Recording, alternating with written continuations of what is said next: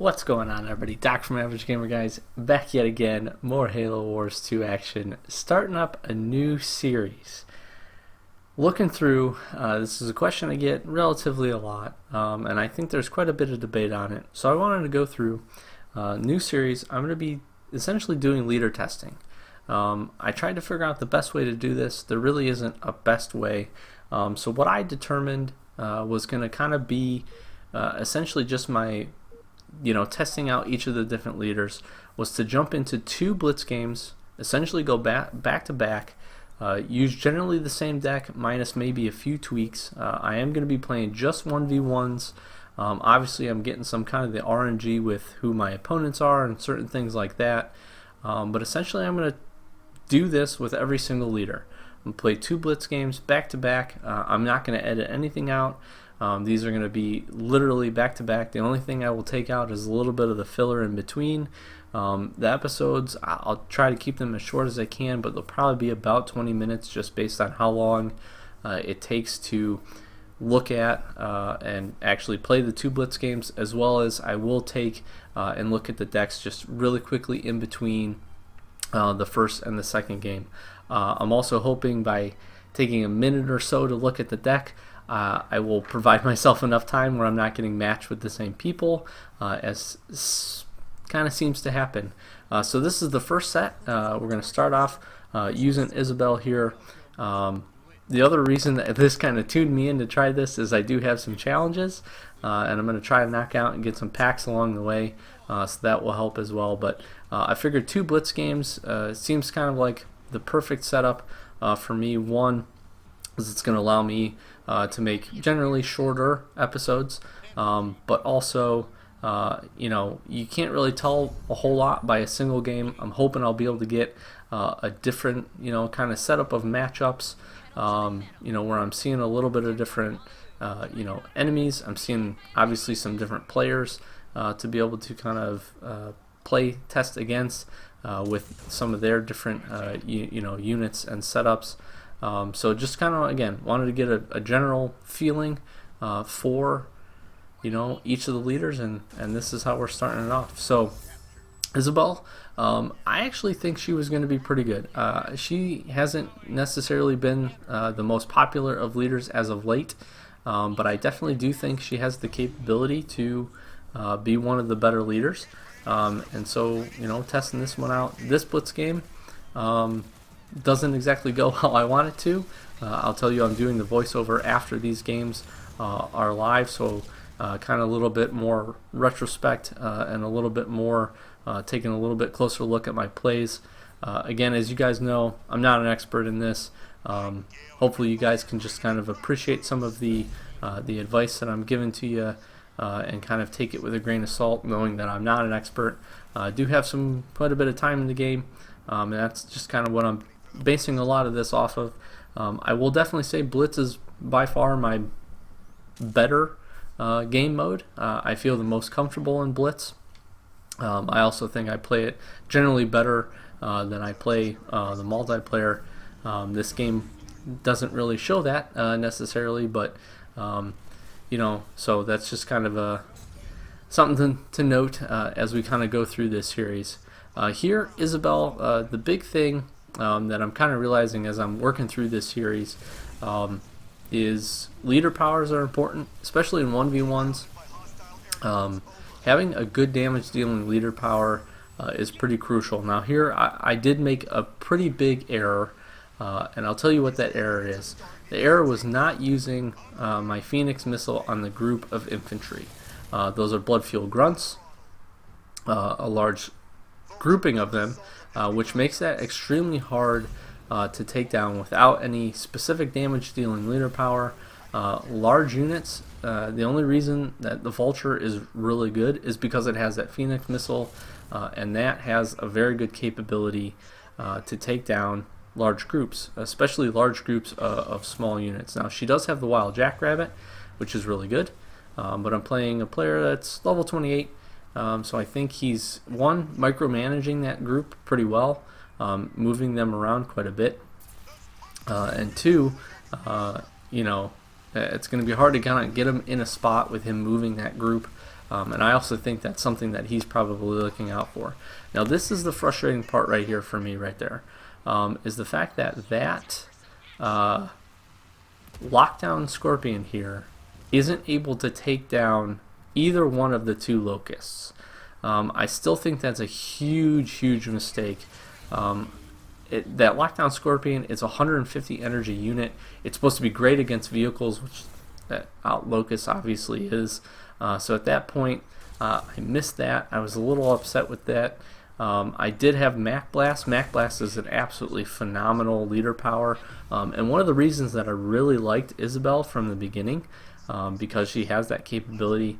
Here, I just realized I'm probably outmatched, and he's got too good of a setup in too many different places, probably for me able to break this defense here. And again, you see him moving his huge swath of units in.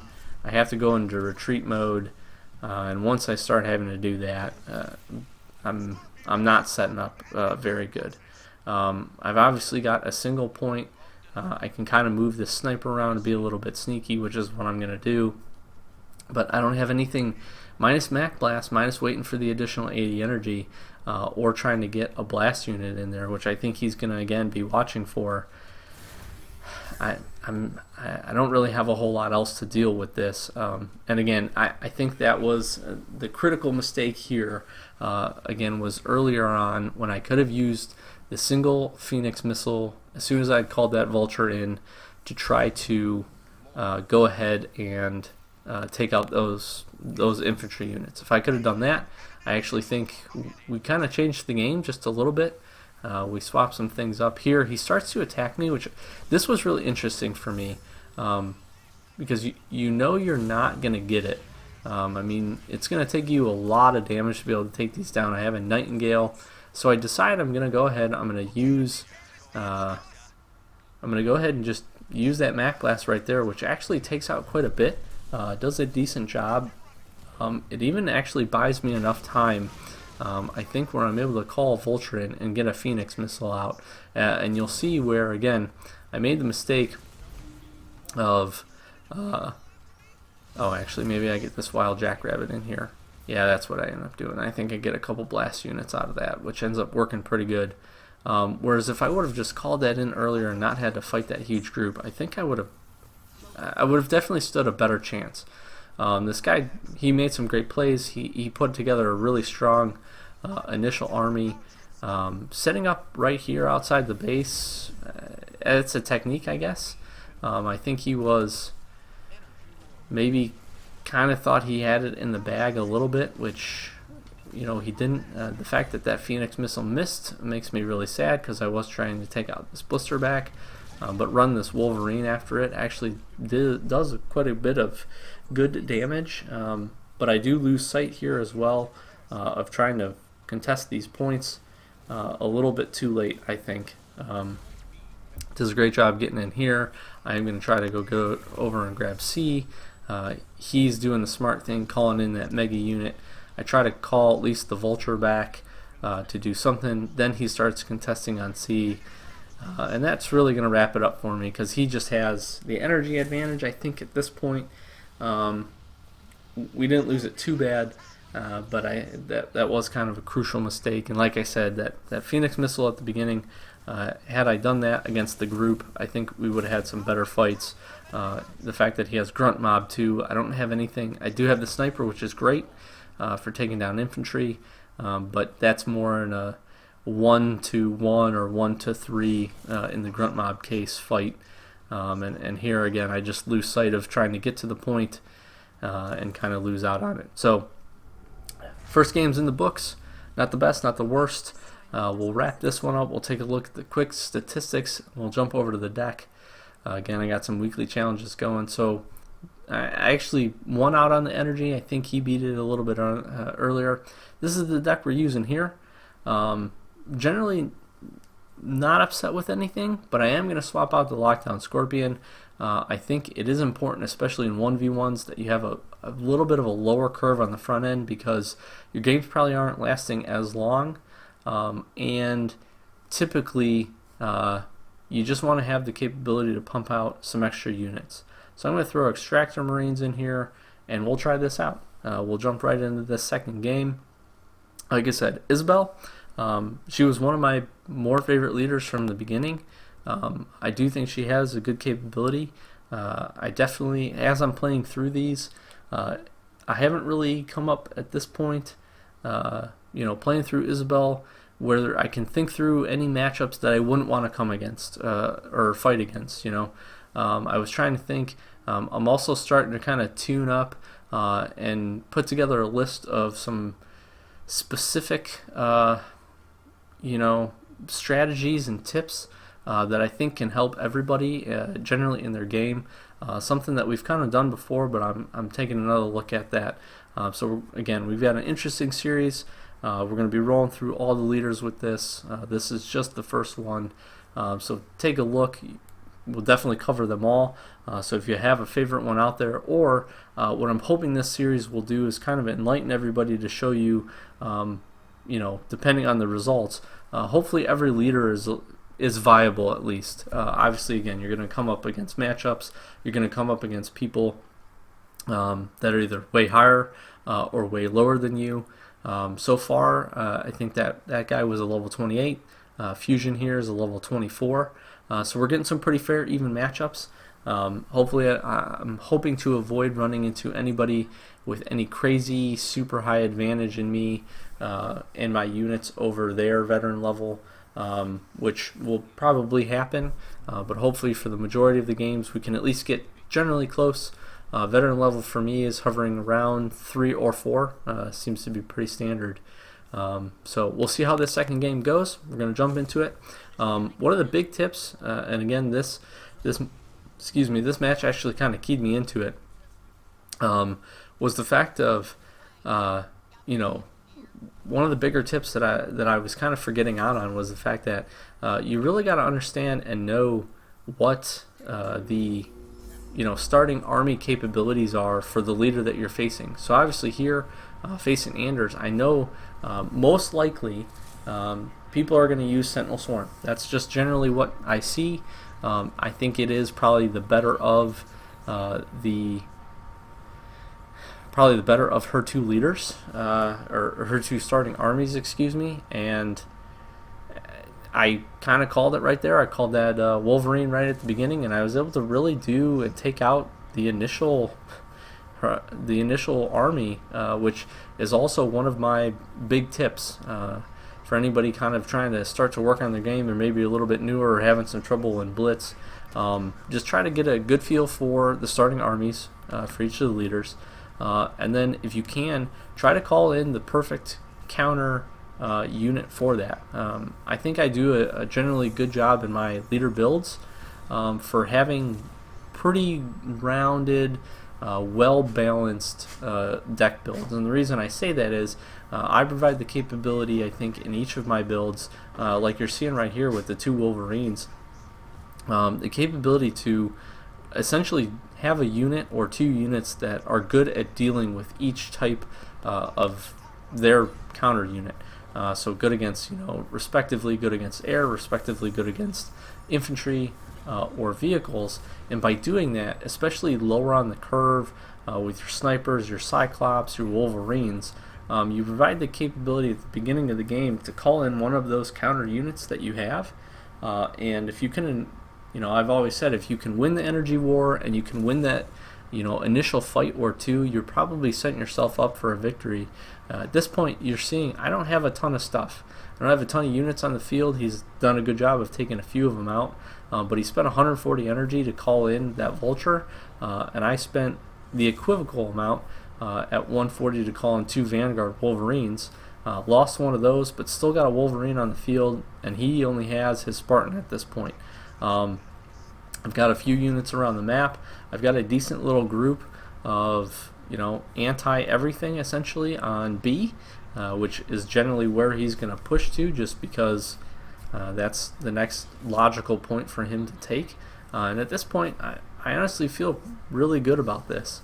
I think the swap up of taking out the Lockdown Scorpion was a really good move, to be really honest. I think that needed to go. Again, I'm getting more to the idea that you can't have too many really high leveled or high energy costing cards in the deck, especially playing ones. Vulture is probably about as high as I like to go at 140. Obviously, I've got Mac Blast in here at 160, but that being a leader power, kind of break my own rule, I guess. But that's also going to provide me the capability to take down a ton of units in one fell swoop. Mac Blast, I think, is probably one of the better leader powers. And right there, I mean, just a really good victory. Quick and easy, but like I said, we took down the initial fight by calling in one of the counter units. We definitely won the energy war, not by a ton, but enough. And with him calling in some of his higher units and us being able to take them down efficiently in energy cost, as well as keeping some of our units alive, I think that really kind of sealed the win for us here. So 1-1 with Isabel, not great. Not the worst. I think that first fight, like I said, I made kind of a critical error. I think besides that, it was generally an okay fight. And I'm still sold on Isabel being pretty good.